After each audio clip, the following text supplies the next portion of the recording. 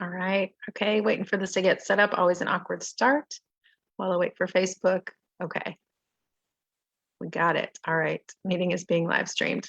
I know it's always an awkward start from your all's end. You can't see what I'm seeing, but I'm not looking at my Zoom screen during those awkward moments. Maybe that's obvious. All right. Good to be here. We had a question a few minutes ago that I think is a great one about the language we use when we're talking about ourselves and our recovery here in this program, but I think this applies to anywhere in our life. So specifically, how much we talk about our ex, the abusive person in our life, and that part of our story, and kind of when is there a point where we should stop focusing on that and focus more on ourselves and moving forward, but at the same time, not neglecting to the phrase that came to mind was sort of pay homage to. I don't think that's the correct phrase that I want to use, but we want to acknowledge, maybe that's a better word. We want to acknowledge what we've been through and give that space. We want to give some attention to that, but kind of where do we draw the line there of where we stop that to focus on moving forward? So, we don't want to just move forward with no looking back and never revisit those memories and things, because that's not doing us any. That's kind of a disservice, I think, if we're not at all acknowledging those experiences. But yeah, there's just a balance here. So there's not a definitive answer here. I guess if you want to just make it short and sweet, it's that there's a balance. And I think that balance is different for all of us. So I'm going to speak first, just in general to this topic, and then more specifically to what I feel like is appropriate to this coaching program, but really they're kind of similar. So in general, I think it's important in the beginning, when we are just waking up to the fact that we've been in an abusive relationship, or if you're also dealing with, recovering from abuse from childhood, you're first waking up to the concept that, okay, this was abuse. Even for me, over the past couple of years, I've realized how much my experiences in childhood were emotionally abusive. And of course, that's what led me, I shouldn't say, of course, this may not be the case for everyone, but for me, that led me into this pattern of unhealthy relationships, and eventually to my ex-husband, who was narcissistic. So I've really been able to name that as emotionally abusive, and that took me even longer to get to that point. So whether you're dealing with it in terms of your story of abuse from childhood and really waking up to the fact that that was abusive, or from the romantic relationship that was abusive, it's so important in those beginning phases when we're first realizing, like, what the heck did I just go through? It's important to share those stories. It's important to verbally process those things. When our brain is repetitively continuing I was about to be repetitively repeating is what I was going to say. When we're just repeating those stories over and over again in our head, or it's coming out verbally, or both, that is because our brain is really stuck there. And we're still stuck in the sense that we're still trying to process it and make sense of it. And so I think that's especially common with emotional abuse, with narcissistic abuse, because it is so freaking confusing. Like, it doesn't make sense to our brains. And I've said this before, that we, as people who are not narcissistic, we approach life and relationships assuming that people kind of hold our same values. Really, all of us do. We approach situations assuming that everybody else holds our same basic values. That's just kind of natural. And then we have to realize, okay, not everybody is exactly on the same page.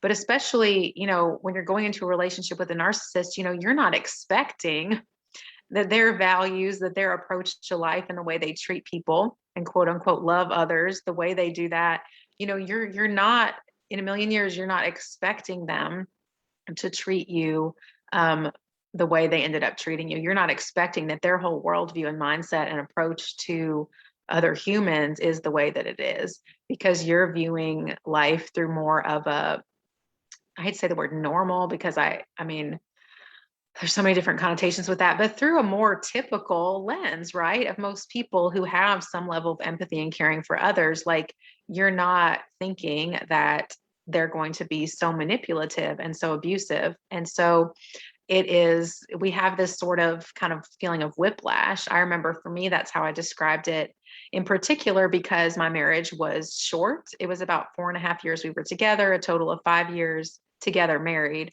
total of 5 years that we were like legally married, including the divorce process, and maybe about 7, like from the point of started dating to divorce. And I had known him, been acquainted with him before we dated. So all in all, it was a while, close to 10 years, but the actual marriage was 4.5 years. That we were living together as a married couple was 4.5 years. So, I mean, it was really still, we were kind of in that newlywed phase, in the sense of, we still had like the gallery photo collage on our wall in the living room of like the wedding photos and everything. And we added in photos of our daughter when we had her. She was 2 years old. We were in that sort of that beginning phase of our life together. And I still, vividly remembered our wedding day. Like it was not that far in the past. Right. And then all of a sudden I'm finding myself, in these high conflicts, realizing he's abusive. He's bringing up the word divorce. And I'm like, what is happening to my life? And I one of the ways that I describe it is I felt like the first time he brought up divorce, I felt like it was this, like I was a train that was like screeching to a halt. And I was like, no, this is not the direction I'm going. Like where the train was headed towards divorce. And it's like, I saw my whole life flash before my eyes, thinking about, how my mother, 2 generations before me were divorced single moms. My grandmother and my mother were both divorced. Especially in my grandmother's day, getting divorced was like more rare, right? And so even for my mom, in the 1980s, she left my dad right the year I was born. And that was much less common in those days, especially with my grandmother. But so I was like, no, I'm not going to repeat this pattern. I always told myself I wasn't going to repeat this pattern. I was thinking about my young daughter. I don't want her to repeat this pattern. So I had this image of just train tracks screeching to a halt, because I was like, no, I'm not going down that train track. I'm not going to do that. Like, this is not my life. And so we have this shock often. And I felt like it was whiplash. Like I just got into this marriage. I was just going down this route, and oh, here we go. We're backing off. We're, like, I don't know. Like, I don't know what's happening. I kind of mixed two metaphors that were kind of contradictory, but I hope you all understand what I'm saying. That for me, it was such a shock that I really had to talk about it a lot in order for it to make sense to my brain. And so there is this legitimate time period where we need to talk it out. Our brain is still focused on it because our brain is still trying to make sense of it. And through that repetition, it starts to make sense. It starts to all kind of associate, like we get what's going on. Our brain catches up and we understand. This doesn't mean that one day it all just clicks all at the same time. With co-parenting, this was mentioned, if you're co-parenting with your ex, it can be more complicated. You still have to see them. So I definitely had moments, a few years later, I was looking at my daughter and her father walking across the street to his car when he picked her up. And I thought, that's my husband. Like my brain told me that's my husband. Why are we not a family all together, living together still? And, and I'm in a different house, it wasn't like it was the same house or anything, but just I noticed those moments where my brain still didn't quite get it. So now I'm much farther down that path, and it does make more sense to my brain. But there's a small part of me where it maybe will never make sense. But I'm much farther along that path. But it takes a lot of thought and a lot of verbal processing, a lot of repetitive thoughts to get to that place where it's more incorporated, into kind of our psyche. So there's that. So it is appropriate to a certain extent. It makes sense to continue to tell those stories to ourselves and to others. I think though, so kind of a next point I want to make here is we need to set some boundaries with who we talk to those things about, right? So a common symptom of, I'm laughing because I am definitely guilty of this. A common symptom of trauma is that, of all kinds of trauma, is that we will overshare and have poor boundaries with that. And it comes from this place of like, I want to be heard. Like my voice has been stifled long enough. I need to be heard. It's both kind of a feeling of needing to be heard, but also I think just if you've been trained that you need to sort of push your way in a conversation in order to be heard, in order to take up space, then you just keep doing that, pushing your way into conversations, even when it's, maybe not necessary to do that. So we're in that habit too. And so if we are, find ourselves sharing that story with anybody and everybody, then that's just a clue to you. Okay, like I'm doing this. This is probably more of a trauma response. And I need to make sure I'm sharing this with appropriate people. So with a therapist, with a close friend or family member, with women in a community like this, or in the free Facebook group, Women Overcoming Narcissistic Abuse, those are some safe places to work through this stuff and to put it out there. Now, again, I'll get to in a minute specifically where I think some further boundaries are within these groups. But those are safer places than just randomly unloading it all on a coworker, for example. And I remember finding that I would consistently share parts of either my history of my abuse or just current issues in co-parenting with male coworkers specifically, and I would just be drawn to and attached to and want to befriend male coworkers more easily anyway, because it was this attachment need for me to be attached to a male on some level. And not that they were romantic interests of mine, but just needing some sort of even friendship attachment to a male was important to me. And so from that place, then I found myself oversharing about my co-parenting, drama and all of that, and just stories of my past abuse with male coworkers, with male friends, more so than trusted female friends. And so after a while, I noticed this pattern and I was like, okay, like that's a poor boundary, Jennifer. Like, I need to not do that. It was almost like I was trying to force like a trauma bond kind of thing with these male friends. And they were not, the safest people or the most appropriate people to be sharing my story with. So then as it relates to, I'll just go ahead and go to, when we're in this group, the redefined process, or in the other Facebook group, I do think it makes sense, like you all did in the chat, in the message, which I appreciate everybody participating in that. I think it makes sense to share, kind of some context of where you're coming from, to share a little bit of your story. And I didn't ask you all to do that specifically. I asked you to kind of share something about yourself.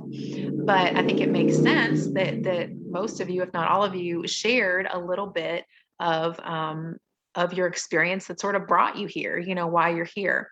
That's common in any kind of support group, like in an in-person support group. You're going to share a little bit of what brought you to this group. We all know we have this thing in common, that we're survivors of narcissistic abuse.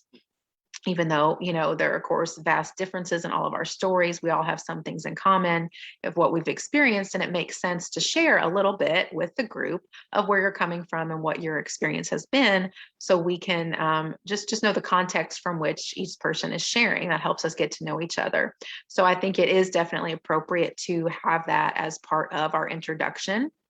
I also think it makes sense moving forward to refer back to some of that as it relates to what you're sharing from your process with the redefined process, like your art making and writing process, and any insight that comes up. Some of that's going to be related to stories from your past. It might have triggered something, a memory from something you went through. So I think it makes sense to also refer to your past abuse if it feels related to the insight that you've gotten and what you're sharing from the redefined process work. Okay, I hope that makes sense. Let me know if you need more clarification on that. So I think it does make sense to bring it up at times.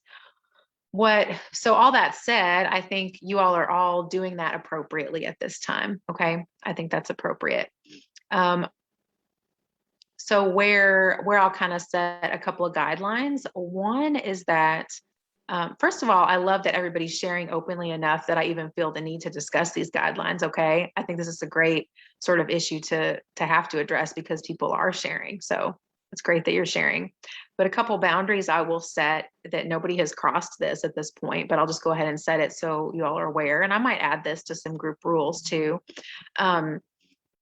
That if you're really, for example, there were, some in the group chat who were really kind of finding some commonalities in what they're experiencing. And so if you're wanting to get into a deeper conversation with someone like that you've connected with about your all specific, maybe either your past or your present struggles related to the abuse that you can really relate to each other on, then feel free to contact each other separately. Now, not everybody will be comfortable with that, but you can reach out and send a private message, or in the group chat, you could say, hey, Laura, Denise, whoever, like, would it be okay for me to send you a private message, or could I friend you on Facebook? And the other person can say yes or no, they're okay with that. Or you can just go ahead and try to reach out to them privately, and they can accept or decline that. So if you send a friend request or a private message to someone else, don't expect they're going to accept that, but they may if you've already formed a connection and you're talking and that's helpful for both of you. So that's always an option to continue that more in-depth conversation in another place. Okay.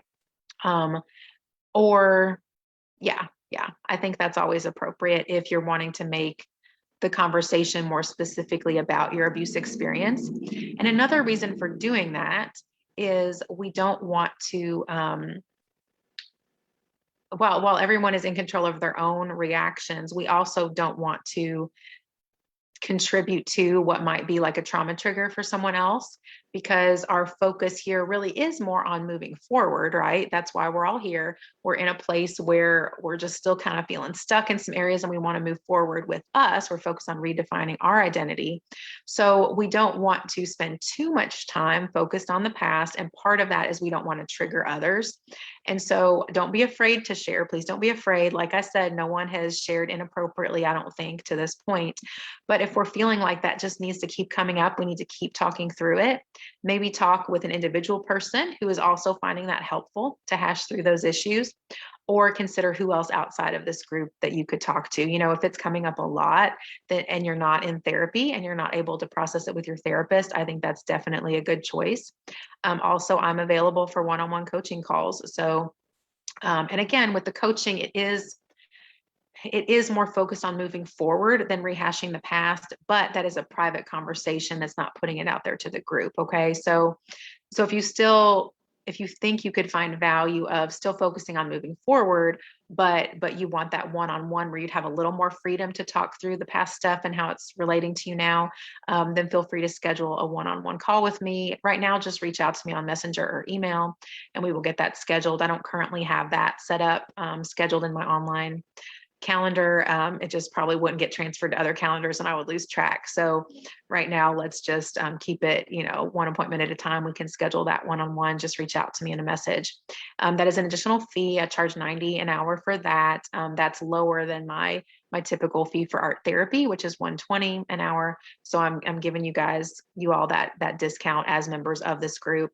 And I will say that that is my preferred way to do coaching at this point, is with you all who are in this group, because we're all going through this process together. You have even if you've only done a couple of the sessions, we have this kind of foundational, this language to refer to. And so you all are the ones that I want to be doing one-on-one coaching with. So please reach out. I'll prioritize doing that with you all over others for sure. So there's that if you want to just process things more one-on-one with me, but keep in mind that won't be therapy. It will be coaching where we're setting goals and looking forward, thinking about how you can move forward. That's always our goal with the coaching. Okay. If you're feeling like there's really unresolved stuff from the past that you need to process more, you need to do that with a therapist. All right. I'm trying to think about the other aspects of this that maybe I haven't addressed yet. And I'm going to look exactly at the question here. Okay. So, sorry, just a second.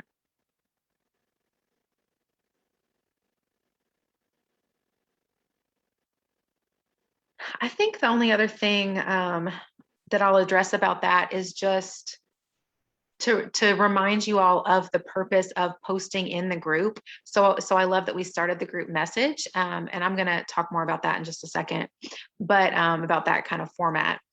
I think that's great for conversation. I do really want to encourage you all to still be posting in the group, because that's where I want you to share as you're comfortable. And I hope you will be the more you do this, to share photos and excerpts of your reflective writing with us in the group. Okay. And then conversation can start in the comments there about what you are experiencing with that, the insight you're getting from that, how you're moving forward, what your goals are. All right. We always want to keep the comment section focused on the person who made the post. So it's not that you can't share how you relate to it. Definitely share that. But, we don't want to get into these in-depth stories of what we're experiencing in that, because we keep it focused on them. And then when you make a post, that's where it's more about you in the comments. So I really would love for conversation to be starting in the comments on those posts as well. If it seems like people are not like viewing those, not really seeing that, not responding, feel free to also share that in the group message. Okay. You can put it both places. That's fine. I know with Facebook, we don't always get notifications. Oftentimes this is crazy to me. I was venting about this to my sister the other day about how Facebook works, that, they might hear me say it. They might kick me off. I don't know, but I'll go ahead and vent to you all that even for me as the admin, the creator of the Redefined Process Facebook group and the Women Overcoming Narcissistic Abuse Facebook group, I don't necessarily get a notification right away when someone posts in the group. Oftentimes, I think the last time Alex posted, I saw it scrolling through my news feed. So it showed up there, but it's more helpful for me to get a notification. And then it was like much later, I got a notification like you have new posts to see in the Redefined Process group, right? So I don't even get those notifications right away. Now I'm frequently checking and looking in there, so I'm going to see it at least within 24 hours. But I know you all aren't necessarily looking in there every day. So depending on how often you're going into that group, Facebook may not give you the notification. It's not showing up kind of in the algorithm for you. So if you're posting in there and you feel like other people aren't seeing it and you really want some feedback, feel free to post those photos and the thoughts and excerpts of your writing in the message as well. You don't necessarily have to do both. I really want you to post in the group because I would love to be able to see that in the feed. I want to really create this sense of community there as well, where newcomers to the group can look through and see what people are doing, and to be encouraged by that as they get started. But if you feel like you're not getting much feedback or response from that, then feel free to put it in the message, the group message as well, because it seems like people are, more able to respond there. So I would love to have some conversations started more on how you're moving forward and what your goals are and everything. Okay. So those who have posted more recently with your artwork and things, there hasn't been much discussion. A lot of times I'm the only one who will comment or like the post. So even if it's been a while since you've done that, feel free to go back and grab those photos and put them in the message, now this week. So if you want to start some more conversation over that, because we really, we want to be building a sense of community. And so I'll wrap up here in just a second, but, we want that foundation, like I said in the beginning, we want to be able to understand the context of where each person in the group is coming from. And that's good to share a little bit of the background story, but we really want to build a sense of community as well, moving on from that point, where we're going forward. That's the whole purpose of the program. So I hope I answered this question. There's so many ways this can go, but yes, for sure. It's okay to mention your past experiences, but also yes, for sure. Our main focus is on moving forward. So I hope that helps clarify there is a balance here in general, and then also within the group of how we discuss these things. One last thing I'll mention pertaining to the group message is that I've just started the process of looking into developing an app for this program. That would be something that would be available as an app, on your phone, just like I've got all my apps here. You guys can't even see that, all your app icons. So I would be, for those who are not tech savvy, like I'm not, it would be an icon on your phone like this, an app, but it's something you can also access through a website. So if you like doing the redefined process on your laptop or desktop, it would be accessible there, but also on a mobile device, like a tablet or a smartphone. So I'm just barely starting the process of that. I don't know how long it'll take to get set up. But my goal is at least by the end of this calendar year. So by the new year, we'll have that. I may have it sooner for you all to check out as sort of beta testers, beginning testers of the app. So I'll be mentioning that again. If you're interested in continuing your redefined process journey, but trying out the app in the beginning stages of it, then let me know. I'll be asking you about that once it's actually up and going. But one feature of that I really like is, as far as I know, with the sort of style that I'm choosing to go with, it's to be a coach, set up as a coaching app, that there is a chat option, and I believe I can start different chat sort of channels or rooms. So this I hope this works out. That's what, from what I think I saw, I think that's what I'll be able to do. But I would love to have, one chat that is maybe just about telling your story, and then one that is just about posting your artwork from the redefined process and talking about that. Maybe another chat, channel for co-parenting, for those who need to connect over that, and maybe everybody else doesn't need to hear the co-parenting drama. And that will help avoid the trauma triggers. And if some people just need to focus on moving forward, and other people are still in this place where they're finding the need to repeat their stories more in order for their voice to feel heard, then they can do that. And if you don't want to look at that, you don't have to go chat in that channel. Okay, I hope that makes sense too. So that is one of the features about an app that I think would be great. Also, I can send push notifications to your phone, so you get those when I'm doing a live, or when somebody posts to a chat. Maybe, I don't know if that would give you notification, but I could give you a reminder to go check the chat to see who's posted. So that's being separate from Facebook. We're not slave to the algorithm, so I can send you notifications when it's appropriate for you to go in and check, or just a reminder to go do your work in the app, things like that. So I think that would be helpful in so many ways. Like I said, I'm in the very beginning stages of that, but just specific to this conversation about the chat, I think that could be super helpful in having those separate channels, so it's not all like mixed up together. For right now, there's a small number of you all, and I think you're doing great, starting to build this feeling of community in the message. Some of you all have been in the group for a while, and you've stuck with me with just a few people there, and now I think feels just automatically even more of a sense of community, just because we have this message going. And I was already planning on doing that, and then discussed it with Denise, because she was looking for more of that sense of community from you all. And so it was just seemed to be perfect timing, and I'm glad we got that going. So you all are doing great. Feel free to talk about what you need to in there, because we're not starting separate groups for different things right now within Facebook, or separate messages. Sorry, we're not starting separate message channels right now in Facebook. I'm just saying, moving forward, that's something that I hope to create in the app. So I hope you all stick with me another couple months, and we can start testing that out together. I think that'll be even more user friendly, and a great way to approach this aspect of the program, which is building community.